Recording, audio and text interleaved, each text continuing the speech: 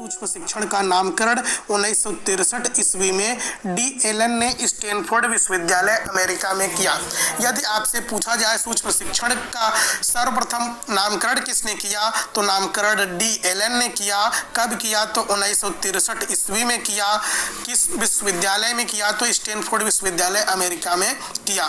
चलिए दोस्तों, दूसरा प्रश्न है, सूक्ष्म शिक्षण कक्षा का एक छोटा आकार होता है जिसमें 5 से 10 विद्यार्थी होते हैं। जो सूक्ष्म शिक्षण होता है इसमें 5 से 10 विद्यार्थी सिर्फ होते हैं और उसमें से एक जो छात्राध्यापक होता है वह पढ़ाता है। बाकी विद्यार्थी जो होते हैं वह पढ़ते हैं, देखते हैं, सोचते हैं, समझते हैं और जो कमियां निकलती हैं जो छात्राध्यापक पढ़ा रहा होता है उसको वह पुनर्बलन देते हैं। तीसरा पॉइंट है, सूक्ष्म शिक्षण विद्यालय का एक लघु रूप है। लघु रूप का मतलब होता है विद्यालय का एक छोटा रूप है। जब शिक्षक आप बनने जाएंगे तो आप सूक्ष्म शिक्षण, सबसे पहले सूक्ष्म शिक्षण की सहायता से शिक्षक बनने की योग्यता हासिल करेंगे। पूरा माहौल एकदम विद्यालय की तरह बनाया जाएगा। फिर उसमें आप उस पढ़ाएंगे, जो बाकी शिक्षक होंगे, जो बाकी छात्राध्यापक होंगे, आपके सहपाठी होंगे, वह आपको सहायता करेंगे कि आप कहाँ सही कह रहे हैं, कहाँ सही गलत कह रहे हैं, कहाँ सही कर रहे हैं, कहाँ गलत कर रहे हैं।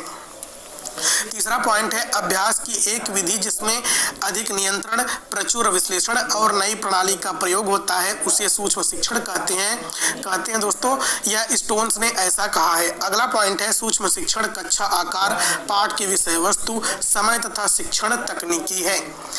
अगला पॉइंट देखिए, सूक्ष्म शिक्षण चक्र। सूक्ष्म शिक्षण का चक्र देखिए दोस्तों, सूक्ष्म शिक्षण के भारतीय नमूने के अनुसार जो कि एनसीईआरटी के अनुसार विकसित किया गया है वह इस प्रकार है। दोस्तों, अगले बार टेट की परीक्षा में पूछा था कि सूक्ष्म शिक्षण चक्र का समय क्या होता है, जिसमें ऑप्शन में 36 मिनट, 40 मिनट और 45 मिनट दिया था।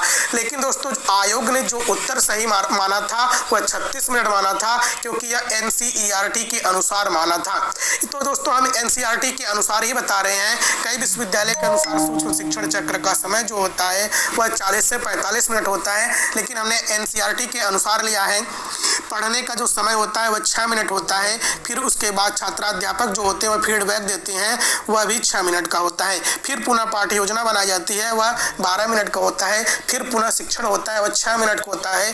फिर पुनः फीडबैक दिया जाता है, यानी पुनर्बलन दिया जाता है, सही कर रहे हो कि गलत कर रहे हो, कहाँ पर त्रुटियां हैं, यह 6 मिनट होता है। तो दोस्तों, इस प्रकार 36 मिनट टोटल होता है। अगला पॉइंट है, सूक्ष्म शिक्षण की विशेषताएं। यह अध्यापक व्यवहार पर केंद्रित विधि है, यानी कि अध्यापक के व्यवहार में आमूलचूल परिवर्तन करने की विधि है। सूक्ष्म शिक्षण पर शोध किए जाने का उत्तम साधन है। सूक्ष्म शिक्षण परीक्षण को सरल बनाती है, क्योंकि सूक्ष्म शिक्षण के माध्यम से ही शिक्षक बनने की योग्यता व्यक्ति हासिल करता है। यह अनवरत प्रशिक्षण का एक साधन है। यह प्रशिक्षण हमेशा चलता रहता है, जब मन कहे तब आप ऐसा प्रशिक्षण करके शिक्षक बनने की योग्यता प्राप्त कर सकते हैं। सूक्ष्म शिक्षण से समय की बचत होती है। दोस्तों, यदि आप सूक्ष्म शिक्षण की सहायता से शिक्षक बनते हैं तो सबसे पहले आप अपने में ही अपने छात्राध्यापकों के साथ ही अच्छे से सीख लेंगे। फिर उसके बाद जब विद्यालय में पढ़ाने जाएंगे बच्चों को तो उससे समय की बचत होगी, क्योंकि आप पहले ही शिक्षक बनने में दक्षता हासिल कर चुके रहे होंगे, तो यहाँ पर आप गलती नहीं करेंगे।